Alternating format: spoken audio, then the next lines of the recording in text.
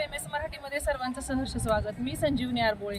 पाऊली चालते पंढरीची वाट, आषाढी वारीचे वेध सर्वांनाच लागलेले आहेत. विठुराया जाधव आहेत, आपण त्यांच्याशी बातचीत करणार. भावभक्ताचा स्वधर्म या नियानं सर्वांनीच अगदी पावसामध्ये भिजत चिखल तुडवत भगवंताच्या नामघोषामध्ये आम्ही इथपर्यंत दुपारच्या ठेप्याला येऊन पोहोचलो. संपदा सोहळा नावडे मनाला लागला टकळा पंढरीचा.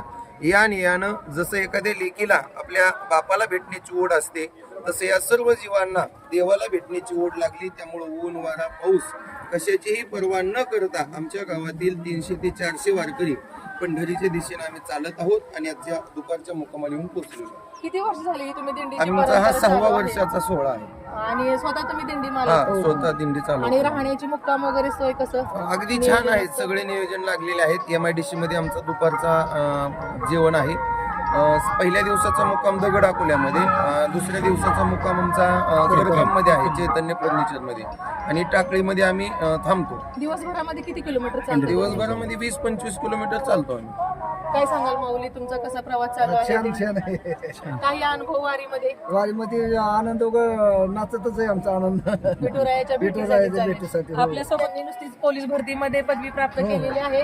असं काय सांगशील, कसं इथे आहे एक वारीचा माळकरी अनुभव? आहेत. पहिलाच माझा अनुभव आहे, पहिलीच वारी आहे माझी, आणि देवाचं नामस्मरण करत आम्ही चाललो सगळे. खूप विज्ञान आणि अध्यात्म याची सांगड घालून तू चालला आहेस वारीला. काय अनुभव आहे तुझा वारीमध्ये? छान अनुभव, मस्त वाटतं, एकदम म्हणजे एकदम फ्रेश वाटतं. पहिल्यांदाच आहे ती वारी. पहिलीच वारी आहे माझी, एकदम फ्रेश वाटतं. तरुण पिढीला काय सांगशील तू? सगळ्यांनी म्हणजे देवाचं नामस्मरण, देवाचं म्हणजे अध्यात्म पण केलं पाहिजे.